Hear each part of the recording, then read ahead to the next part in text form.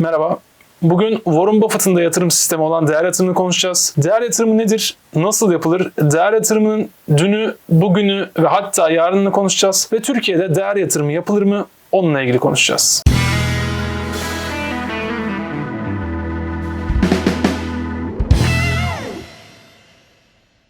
Borsa yatırımı yapmadan önce araştırma yapmaya başladığınızda Warren Buffett diye bir isimle karşılaşma ihtimaliniz yaklaşık olarak %200 diyebilirim. Dünyanın borsadan ve piyasalardan en fazla para kazanan insanı, dünyanın şu anda en zengin 3. insanı ve kesinlikle piyasa dünyasının en ünlü ismi. Siz de yatırım yapmaya başladığınız zaman Warren Buffett ismiyle tabii ki karşılaşacaksınız. Bugün Warren Buffett'ın yatırım sistemi olan değer yatırımı ile ilgili konuşacağız. Değer yatırımını aslında 3 bölüme ayırabiliriz. Bunlardan bir tanesi Ben Graham'in bölümü, bir tanesi Warren Buffett'ın bölümü, bir tanesi de şu anda içinde olduğumuz bölüm olarak ayırabiliriz. Değer yatırımı sistemini ortaya çıkartan kişi ise Warren Buffett değil. Değer sistemi yatırımını ortaya çıkartan kişi bizim dünya tarihinin en önemli kitaplarından birisi olan, dünya tarihinin en önemli finans kitaplarından birisi olan Akıllı Yatırımcının yazarı Ben Graham'den başkası değil. Bu arada şöyle bir ayrıntı da vereyim. Akıllı Yatırımcı kitabını kesinlikle tavsiye ederim. Yatırım yapmak isteyen insanlar için son derece yararlı ve güzel bir kitap. Kesinlikle okunması gerektiğini, yani nacizane bir şekilde okunması gerektiğini düşünüyorum Akıllı Yatırımcı kitabının. Şimdi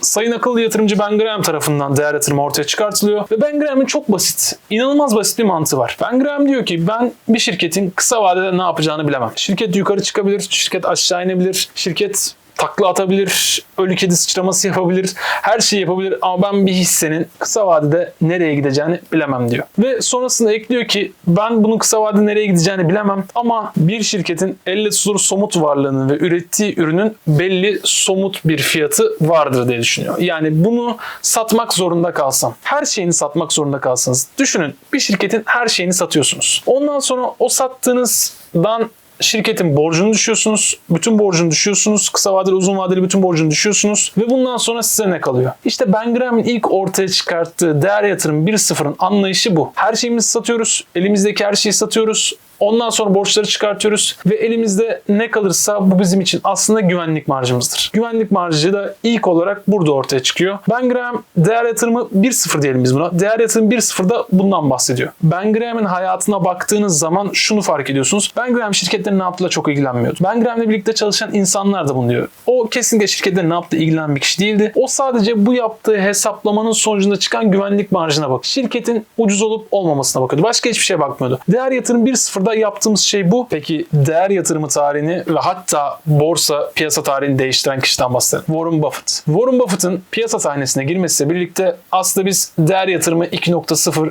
denen sisteme ulaşıyoruz. Değer yatırımı 2.0'ın mantığı çok basit. Pazarda üstün bir şirket bul. Hatta tek başına yapıyorsa, o işi tek başına yapıyorsa daha da güzel ve bunun için makul bir fiyat öde. Değer yatırımı 2.0'ın en basit başlangıcı bu. Şirket pazara egemen olduğu için aynı zamanda yükselecek ve bize daha da fazla para kazandıracak düşüncesine sahipti Warren Buffett ve bunu da şöyle açıklıyor. Gelecekte kar ne kadar garanti ise bugün ödeyeceğiniz fiyat o kadar yüksek olabilir. Tabii sadece bunu pazarda egemen olan şirket, pazarda tek başına kalan şirket olarak düşünmeyin. Warren Buffett'in yaptığı yatırım sisteminde şöyle bir durum da var. Warren Buffett Ben Graham'dan farklı olarak somut noktalara bakmıyor. Soyut noktalara da bakıyor. Yani burada pazar liderinden kastettiği nokta şu. Şimdi Warren Buffett'in yaptığı bütün alımlara bakarsanız, hisse senedi alımlarına bakarsanız, şurada isim vermek istemiyorum ama tabii ki gazoz firması diyeceğim. Zaten hepiniz biliyorsunuz. Gazoz firmasını Warren Buffett yatırım yaparken aslında değer yatırımı, yani somut varlıkların dışında soyut varlıklarına da bakıyor. Bu şirket pazar lideri mi? Evet. Bu şirket pazar lideri olarak kalacak mı? Evet. Bu şirket devam edecek mi? Yükselişini gerçekleştirecek mi? Evet. Ve Warren Buffett diyor ki tamam ben o zaman buna yatırım yaparım. Tabii ki bu sadece hani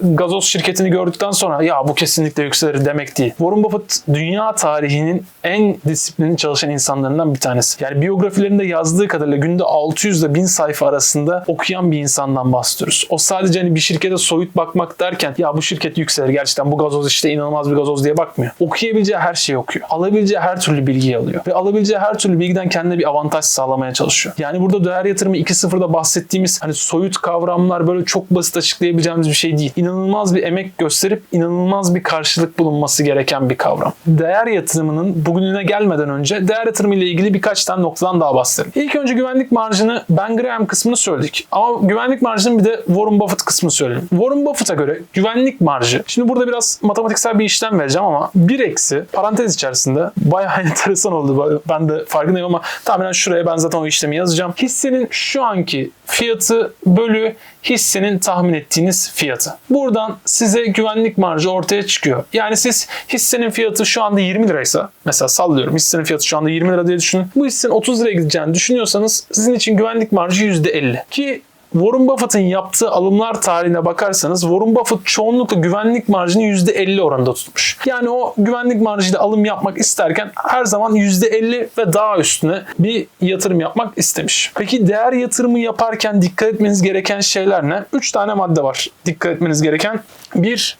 Kesinlikle ve kesinlikle yüksek temettüsü olması lazım. Temettü değer yatırımında çok önemli. Temettü getirisiyle ilgili daha önce de konuşmuştuk. Zaten temettü bizim şirketlerimizin aslında bir sigortasıydı. Yani ne kadar düşerse düşsün vereceği temettünün yükseleceğinden bahsetmiştik. O sebepten temettü bizim için çok önemli. Temettünün olması gerekiyor. İkinci olarak düşük piyasa değeri, defter değeri olması gerekiyor. Piyasa değeriyle defter değerinin biz düşük seviyelerde olmasını isteriz. Düşük seviyelerde olması bizim için önemli. Piyasa değeri, defter değeri yatırımcıya hisseyi nakde çevirirse ne kadar para kazanacağı hakkında fikir verir. Biz bunu ne kadar düşük olursa, yani tabii bunun belli bir aralığı var. Belli bir aralıkta düşükte olması gerekiyor. Ne kadar aradığımız aralıkta düşükse o kadar bizim için uygundur. Üçüncü sırada ise düşük fiyat kazanç oranı var. Fiyat kazanç oranı, yani FK diye tabir ettiğimiz oranın düşük olması gerekiyor. Şimdi düşükten kastettiğimiz normalde çoğu kitapta, ki bu kitapta dahil olmak üzere, FK'nın 10'un altında olması gerektiği söylenir. Ancak şu anda bizim ülkemizdeki %24'lük faizlerden dolayı bizim şu anda düşük FK diyebileceğimiz durum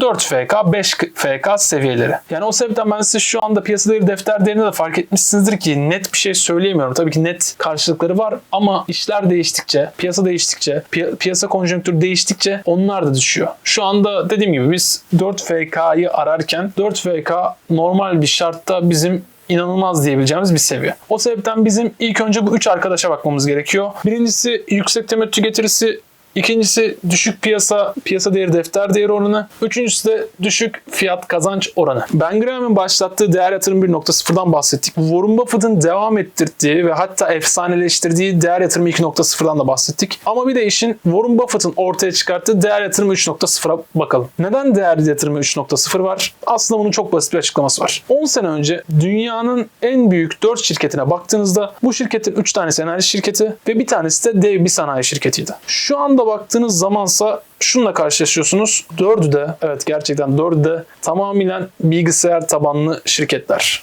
Facebook, Amazon, Alphabet yani Google ve Microsoft. O sebepten Ben Graham'in ve Warren Buffett'ın ortaya çıkarttığı somut varlığı burada çok fazla göremiyoruz. Çünkü bu şirketlerin tam olarak somut bir varlığı yok. Yani tabii ki var ama sanayi şirketlerini, enerji şirketlerini hesaplayabileceğimiz gibi somut varlıklar değil bunlar. Artık bu yeni nesil şirketlerde şu sorunla çok fazla karşılaşıyoruz. Bir şirketin değer yatırımını yapacağınız zaman o şirketin varlıklarını ve şirketteki pazar payını iyi kötü bir şekilde hesaplayabiliyordunuz. Yani bir gazoz şirketinin, yine aynı gazoz şirketi üzerinden gidelim, varlığını iyi kötü bir şekilde hesaplayabiliyorsunuz. Ben Graham'in yöntemini de hesaplayabiliyorsunuz. Warren Buffett'ın geliştirdiği yöntemini de hesaplayabiliyorsunuz. Ama artık sadece bir kod yazılarak çıkartılan bir şirketin ve bir enter tuşuna basarak çıkan bir şirketin varlığını tam olarak ortaya çıkartamıyorsunuz. Biz 2000 dot-com krizinde bunu gördük. Buna benzer birçok biz internet balonu diye tabir ettiğimiz hisselerde gördük ama artık tarih onların yanında. Artık büyük olan şirketler onlar ve Warren Buffett'ın değer yatırımı 2.0 sistemi artık onu tam olarak karşılayamıyor. Değer yatırımı 3.0 sistemine baktığınızda Warren Buffett'ın yine bu konuyla da ilgili 2-3 tane tavsiyesi var. Onlardan da bahsedelim. Warren Buffett ilk önce şunu yapmanızı istiyor. Değer yatırımı 2.0'da olduğu gibi net rekabet ve avantajlı olan şirketleri seçmeniz gerekiyor. Bu nedir? Bu Apple'dır. Bu nedir? Bu Amazon'dur. Bu aslında Facebook'tur. Yani böyle şirketler seçmeniz gerekiyor. Net piyasasında avantajlı olan şirketler seçmeniz gerekiyor. Küçük pazar payı devasa ulaşılabilirlik bir pazarı ve rekabetçi avantajı olan şirketler seçmeniz gerektiği konusunda da bahsediyor Warren Buffett. Böyle şirketler seçmeniz gerektiğini söylüyor. Peki yapmamanız gereken şeyler ne? Warren Buffett yapmamanız gereken şeylerde 2 tane maddeden bahsediyor. 1, büyüyen bir sektör, karlı bir sektör anlamına gelmemekte ki bu hatayı biz de çok fazla yapıyoruz. Ya bu şirket büyüyecek, bu şirket şöyle büyüyecek, bu şirket böyle büyüyecek diye o şirketi almak şirketin her zaman karlı olacağı anlamına gelmiyor. Yani şirket karlı olacak diye bir garanti yok. O yüzden büyüyen bir şirket her zaman karlı bir şirkete eşit değildir. Bir şirketin FK'sı veya piyasa değeri, defter değeri düşük diye almadan önce şuna bir bakmanız gerekiyor. Bu şirket artık iyi günlerini geride bırakmış mı? Yani şirketin avantajlı olan noktası geride kalmış mı? Siz ona bakacaksınız. Eğer şirket avantajlı olan veya iyi günleri geride kaldıysa o şirketi almakta tabii ki size uzun vadede zarar getirecektir. Buna da bakmanız gerektiğinden bahsediyor Warren Buffett. Warren Buffett bilmediği sektörlere yatırım yapmamasıyla ünlü bir isim. Defalarca röportajlarında, açıklamalarında bilmediği sektörlere yatırım yapmadığından bahsetmişti. Ancak şu anda Warren Buffett'ın en fazla hissesine sahip olduğu şirket Apple. Yakın bir tarihte Amazon'a yatırım yaptılar. Her ne kadar ben yapmadım dese de Warren Buffett'ın sahibi olduğu şirketteki herhangi birisinin yapması da Warren Buffett'ın Amazon'a yatırım yapması eşdeğer anlamına geliyor. Peki 88 yaşında birisinin bir anda hani telefon sektörünü anlaması ya da Amazon'un yaptıklarını anlaması tahmin edersiniz ki çok mantıklı değil. Aslında zaten bu da bizim bahsettiğimiz değer yatırımı 3.0'ın sebebi oluyor. Her şey çok çabuk değişiyor. Bütün piyasa, bütün her şey, isterseniz algo robotlar deyin, isterseniz yeni değişen sektörler deyin ama her şey de çok çabuk değişiyor. Ve Warren Buffett da buna ayak uydurmak için aslında o bahsettiğimiz en ünlü değer yatırımı 2.0'dan vazgeçiyor ve değer yatırımı 3.0'a geliyor. Ha derseniz ki sonuçlar çok parlak mı? Ne yazık ki değil. Her ne kadar değer yatırımı 3.0 diye bir yatırım sisteminden bahsediyor olsak da Amerika'da şu anda en fazla tartışılan konulardan bir tanesi değer yatırımının ölüp ölmediği konusu. Çünkü son 15 yıla baktığınız zaman Berkshire Hathaway'in yani Warren Buffett'ın %215'lik bir artış sağladığını ama S&P 500'ın yaklaşık %512'lik bir artış sağladığını görüyoruz. Yani değer yatırımı son 15 yıldır çok da beklendiği ve iyi olduğu kadar, eskiden iyi olduğu kadar ne yazık ki kazanç sağlayamıyor. Bu sebepten şu sıralar Amerika'daki en fazla tartışma konusu değer yatırımının ölüp ölmediği konusu. Bunu tabii ki yorumlar kısmında tartışabiliriz, yorumlar kısmında konuşabiliriz.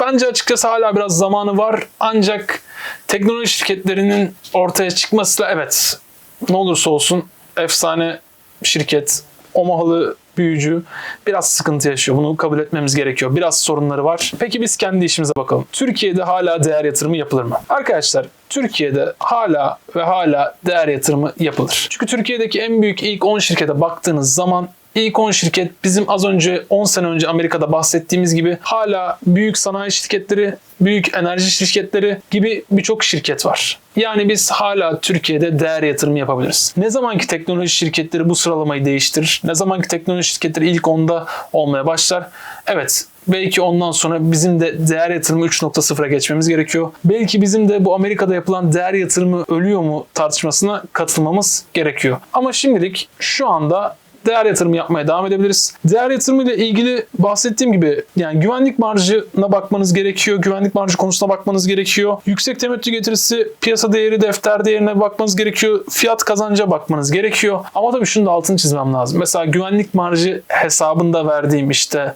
tahmini değer dediğimiz şeyi bulmanız için yıllarınızı geçirmeniz gerekiyor. Defalarca deneme yapmanız gerekiyor. Defalarca hata yapmanız gerekiyor. Defalarca yanlış yapmanız gerekiyor. Ve ondan sonra bulabilirsiniz. Warren Buffett'ın yaptığı çok basit gibi gözüküyor. Gerçekten siz de fark etmişsinizdir. Çok basit. Ama o tahmini değeri bulmak zaten önemli olan. O tahmini hissenin nereye gideceğini bulmak önemli olan. Ondan sonra tabii ki çok kolay. Yani orayı yaptıktan sonra her şey çok kolay. Onun için de çok fazla araştırmanız gerekiyor. Çok fazla bakmanız gerekiyor. Çok fazla okumanız gerekiyor. Bunları yaparsanız değer yatırımı kesinlikle ve kesinlikle piyasanın en başarılı ve en doğru yatırım sistemlerinden bir tanesi. Peki siz değer yatırımı ile ilgili ne düşünüyorsunuz? Değer yatırımı yapıyor musunuz? Değer yatırımı konusunda atladığım herhangi bir yer var mı? Ya da gerçekten Amerika'da tartışıldığı gibi sizce de değer yatırımı ölüyor mu? Her zamanki gibi yorumlar kısmında bu konuyu konuşalım, tartışalım. Benim değer yatırımına dair diyeceklerim bu kadar. Beni dinlediğiniz için çok teşekkür ederim. Haftaya görüşmek üzere.